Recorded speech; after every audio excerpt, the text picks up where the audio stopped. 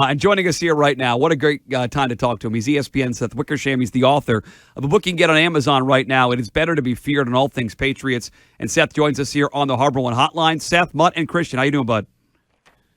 I'm good. How are you guys? We're doing good. We gave our opening take of what it looked like at 7:13 last night, Seth. Let me get your reaction when Tom took to social media. Were you surprised, or was this something that you thought was likely for the now former current Bucs quarterback? I mean, I don't think that any of us can say we weren't surprised because Tom himself had made it so that it wasn't surprising, right? With all of his words and his actions, that video, that he posted on social media the other day, when he's asked, you're finished, right? And, the look on his face, the way that he tilts his head kind of said it all. I will say that returning to the Bucs is a surprise. And because remember, he retired from the Bucs, and he never said retire, though, right? Well, that's interesting because he and Alex Guerrero, his kind of controversial body coach and best friend, they used to avoid the word. Even when Brady was back with the Patriots, they would talk about how some cultures don't even use the word retire. There's no word for it. You just kind of do what you love until you don't anymore. You decide to do something else. But that said, I mean, he walked away from the Bucs, and there's no question that the Bucs weren't as buttoned up as he's used to a football operation running at, and there were frustrations at the way that the season ended. So the fact that he returned to Tampa Bay, we can go into a lot more detail about that, but that I think is the most interesting thing, the way that the Bucs figured out a way to make this work. So you mentioned, going back to the Bucs, is it because he wanted to play someplace else, or because there was reported tension between him and Bruce Arians? I don't know if it's tension. I mean, I think it's more just like a coaching style. Remember, he spent 20 years in the most buttoned-up system that professional football has ever known. And it can be cold and emotionless at times, but the proof of how successful it is beyond evident. And there's a reason why Bill Belichick is the greatest head coach in modern football history, if not all football history. And there's a reason why Bruce Arians is a very good football coach that everyone loves to be around. And the Bucs just weren't as buttoned up as the Patriots were. It was evident when they played the Los Angeles Rams. Obviously, Sean McDermott of the Bills took so much grief for the way that playoff game against the Chiefs ended in his game management. But the Bucs made almost all the same mistakes in allowing the Rams to get down the field and score a field goal to win that game at the end. And, they called a blitz against Matthew Stafford and screwed up the blitz and isolated Cooper Kupp on a safety. I mean, that was just awful. And so I wouldn't say it was tension surrounding the team, but there's no question that Tom Brady, especially a month and a half or so before the season ended, I think didn't know how far the Bucs were going to go, was exhausted with football, ready to move on to other things. And in the 41 days that he was retired, the Bucs not only made it inviting for him to return, but made him believe enough that it was worth it for him to return. And I think that that's really interesting. I think Jason Light, the GM of the Bucs, obviously former Patriots personnel guy, gets a lot of credit there, and so does Bruce Arians. But at the end of the day, I think they called Tom's bluff. He wanted to play football, and I think they knew it, and they wanted to make Tampa Bay the place where he played. Well, to that point, Seth Wickersham joining us here on the Harbor One Hotline. You're surprised about coming back to Tampa here. Do you think a scenario where, Seth, he thought, okay, I'll retire, air quotes, and I can use some leverage to get the Bucs to send me somewhere that's not Tampa Bay, and did he realize in the last couple of days or weeks the Bucs weren't going to do that, and the decision was, we'll play football for a team I was stressed out about at the end of the year, or don't play football? What do you think changed from that aspect of it? I think that the thing that changed was I think that he maybe, and this sounds crazy, but even after all of the time that he's spent playing football, he underestimated how much he would miss it. Now, could he have played for another team? That would have been interesting. Obviously, Bruce Arians at the Combine 2 weeks ago said there's no way they were going to let Brady play for another team. He called it, said it was bad business. And the 49ers were obviously a team that there was a lot of reporting around his interest. And I think that there was some smoke there. I don't think that it ever became a fire. I think that there was too many factors that would keep Tom Brady from being a San Francisco 49er. One of them, Tom needed to say, I want to be a 49er and make that clear. I think that would Tampa let him go? Would Brady be comfortable moving his entire family across the country again?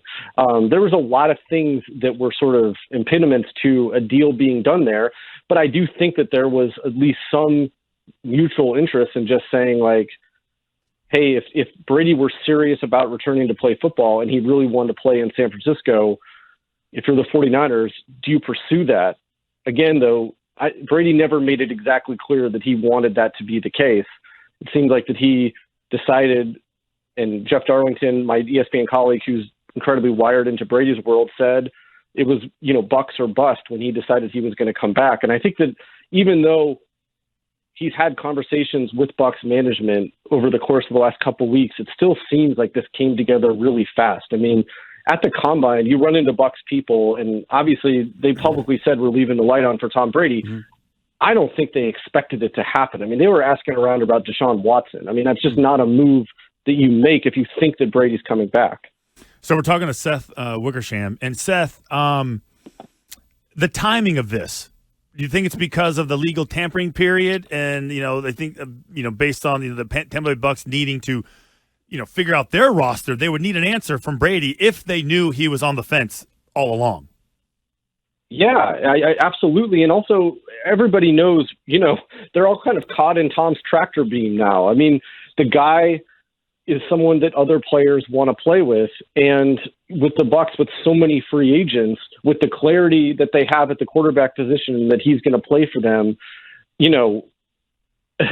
those guys all of a sudden are kind of, like I said, caught in his tractor beam and might be headed back to Tampa Bay. I know that Ali Marpet, the guard who retired, said, or they released a statement through his agent saying, he's retired. He's planning to go into graduate school. He got a backpack. I don't think that backpack stands much of a chance with Tom Brady making the calls now, but we'll see. Yeah, it's going to be interesting. Rob Gronkowski's name has been brought up already as a guy who might come back and play with Brady. You mentioned that Tampa's been keeping the light on for him. Who do you think, Seth, if you had to pick somebody, who has been his conduit there? Has it been Jason Light? Because it doesn't seem like it'd be Arians. So who's the guy you want to give credit to keeping the dialogue open to get Brady to come back and play? I think it's all of them. And I think that even though Brady was frustrated with the way that the season ended, he still liked Bruce Arians a lot as a person, and Byron Leftwich as a person, and especially Jason Light.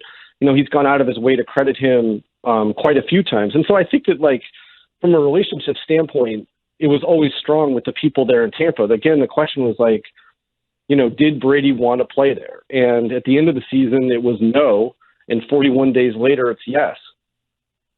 So I guess the other aspect of this is, when you talk about, you were mentioning how the Bucks were basically wanted to make it, I guess, obvious that they were willing to do whatever it took to bring him back. And when you were alluding to that, I sat there and go, wow, that's what the Patriots didn't do at the end, right? Yeah. It's like, the Patriots, the Bucks seems like they didn't want him to leave no matter what. They held it. They had his rights. They're under contract for another year. Listen, I kind of hear that you're fishing around joining another team. What is it going to take for us to keep you here? Am I hearing that right? Mm-hmm.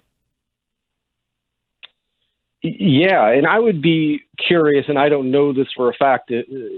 Maybe I'll try to figure it out, is if, Brady ever even raised the idea about playing somewhere else, or whether the conversations about if he were going to play again, it was always going to be in Tampa Bay. That's the thing that I think would be interesting because, remember when he left the Patriots, he signed a 2-year deal with Tampa Bay. He fulfilled that 2-year deal. He still had a year under contract because he redid his contract for salary cap purposes, but he still, fulfilled his commitment to them, won them a Super Bowl, won them another playoff game that they lost, as time expired, obviously. But he could have made the argument of like, look, I came here, I got you guys a ring, I've changed the fortune of this team. I fulfilled my 2-year deal. I deserve a chance to go be a free agent if I want to play somewhere else. I wonder if it ever got to that. My gut tells me that it didn't, because I just don't know if Brady wanted that deep down. But, again, it's just fascinating. all these things can be true at once, right? He could have felt 41 days ago that he didn't want to be a Tampa Bay Buccaneer and didn't want to play football, and 41 days later feels like he does. I remember Gary Smith, a great writer at Sports Illustrated, wrote a story about Magic Johnson in retirement. And before the story came out, Magic Johnson came back and he had to rewrite the entire story. And Gary Smith finally asked Magic, like, what's going on? I spent like a month with you and you were convincing me that you were happy in retirement and now you're coming back. And Magic says, yeah, I was kidding you and maybe I was kidding myself too. I think that for these guys who are just wired at that level, nothing brings them the fulfillment and joy and the intensity of playing football on Sundays and doing what they love to do. And I think that that's why Tom Brady is going to play football again. And Seth, last one for me, like you've written a lot about the Patriots relationships. You know how these things work. As a family side of it, like, is it as clear cut as Tom has to go to Giselle and the family and say, I still want to play? Because she was very supportive on social media last night. There were reports that she was behind some of, hey, Tom, time to retire. How do you think that played out? And is it as simple as, hey, honey, can I go back and play football again? I don't think that, she was very vocal about her desire for him to walk away, but I think that until he was home for 2 weeks. Until he was home for 2 weeks. Exactly, right? No, some of those jokes on Twitter are absolutely hysterical, but I think that she was okay with him playing again, and she wasn't forcing him to retire. It was his decision. And if he had said, I still want to play another year at the end of the season, play till I'm 45, she would have supported that. Again, they're building a house in Miami. It's near Tampa for them. I mean, they can get back and forth easily. I think that, again, it's like if he had said, hey, I want to play in San Francisco, how does that change things? That'd be moving the family again, second time in 3 years. But obviously it never came to that. And, I think that she's always been supportive about what he wants to do right now. If he's 50 years old and still playing football, it might be a different thing. The book, It's Better to Be Feared, available right now on Amazon. It has been a big-time hit, Seth. We certainly appreciate the time and the insight, and we'll talk to you soon, my friend. Thanks. My pleasure. Thanks, guys. Seth Wickersham, ESPN, joining us here on the Harbor One Hotline.